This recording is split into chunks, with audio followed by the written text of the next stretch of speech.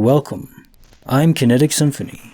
I hunt down and report on weird and true mysterious stories, from glitches to the paranormal.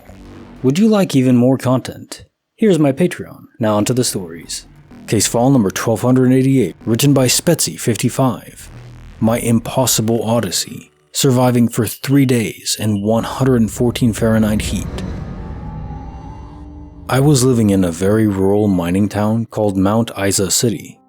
I was running at national level at the time, so my dad would drive me out to creek beds to train in my longer runs.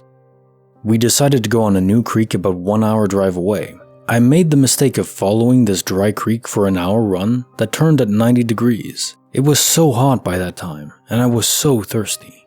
I thought if I cut across at 45 degrees back, I should meet back at the creek while cutting my running distance significantly. What I didn't know was that this creek had off branches that twisted and turned slowly away from the direction of the road. I found one of those off branches, thinking that it was the creek bed that I was in earlier. I continued running. Eventually I realized I should have well and truly been back at the car. I climbed a tree to see if I could see the road and couldn't. By that time, I was hopelessly lost. I was 17 in the Australian outback for 3 days and almost died of thirst. These were 46 degrees Celsius, 114.8 Fahrenheit days, and I was delirious towards the end. I was tripping over constantly, running into trees, falling asleep, standing up and walking on the ground and hallucinating. I laid down to die and dreamt of a dam surrounded by cows with weeping willows planted near it. When I woke up, I was totally calm and clear-headed. I also seemed to have strength back, so I got up and started walking again. That night, I was getting very bad again, but made it to the end of a dry creek bed, the one I was following. I was going to turn left, but something in me kept telling me to go right.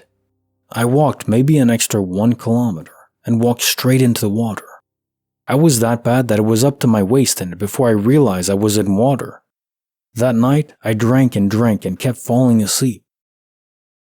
In the morning, I woke up to find I was in a dam, surrounded by thirsty cattle and with weeping willow trees that had been planted around it.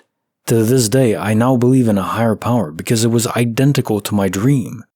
A day later, a small helicopter passed overhead and I was rescued. I had found the only water source within a 100-kilometer radius and made a full recovery after being in intensive care for a week.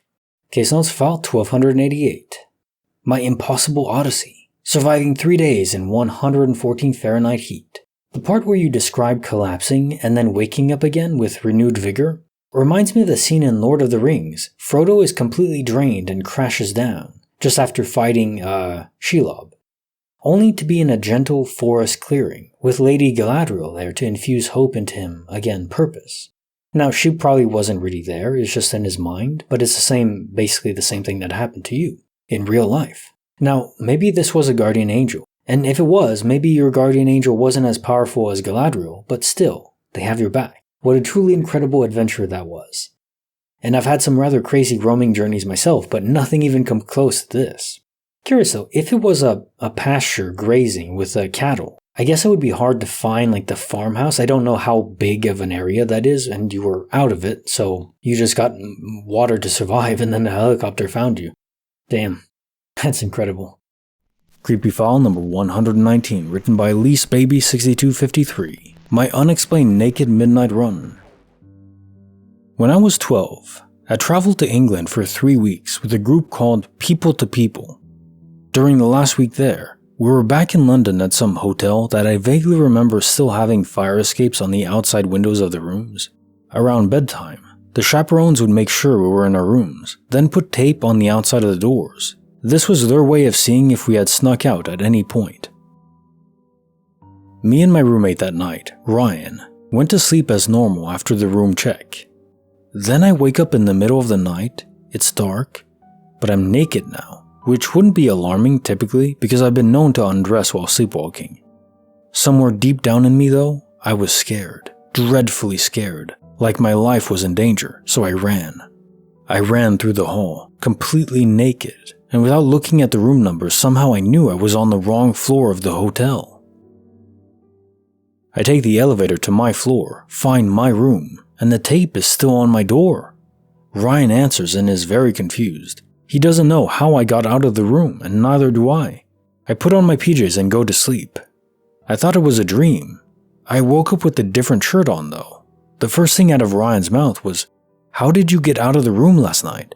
He tried to tell some more of the kids at breakfast what had happened, and a few said it was impossible.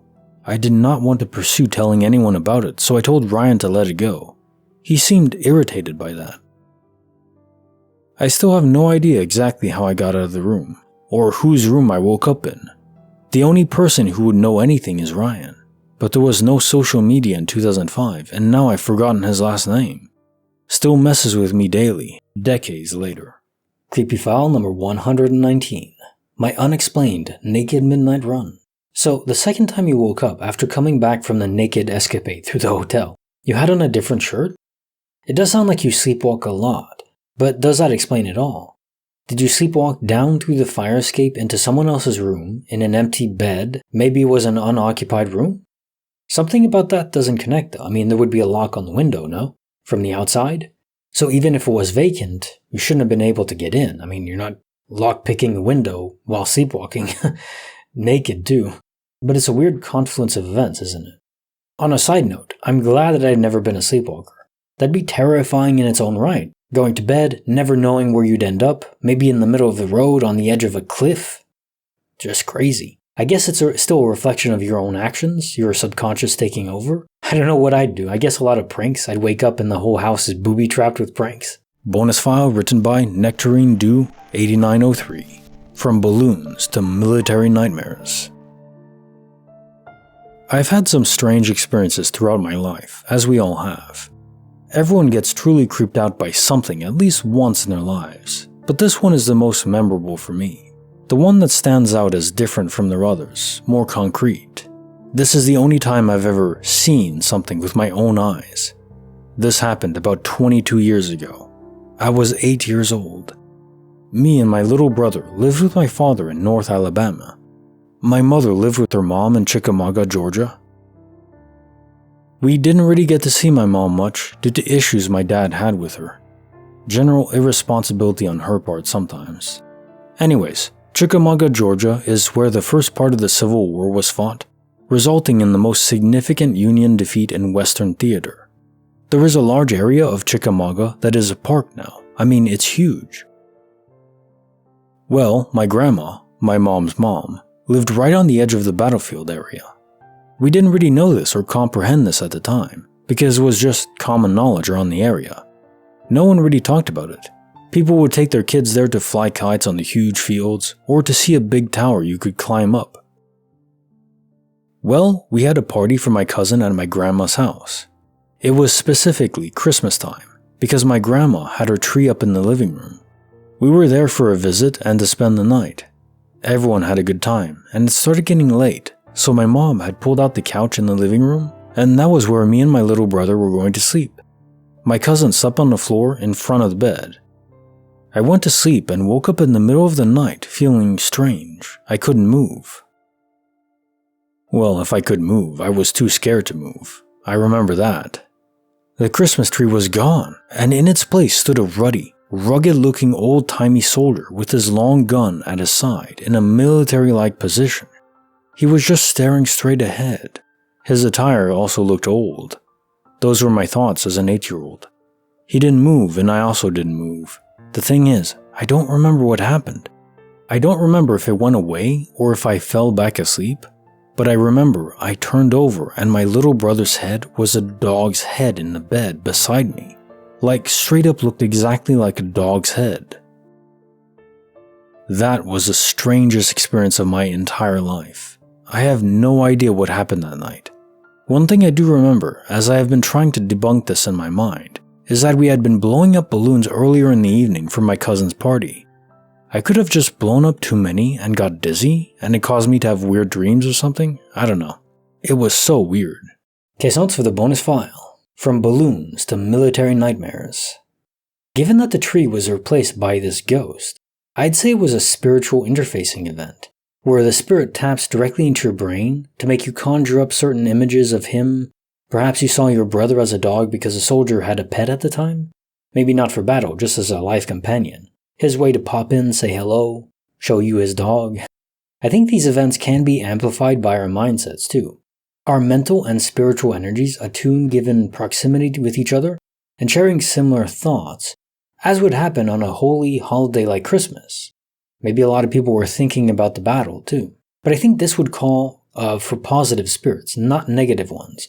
I never get the impression of malice from these events where ghosts are appearing to people at a family gathering or in your sleep. It's very rare that it's malicious. And now time for the quote of the day. Never let the demands of tomorrow interfere with the pleasures and excitement of today. Meredith Wilson.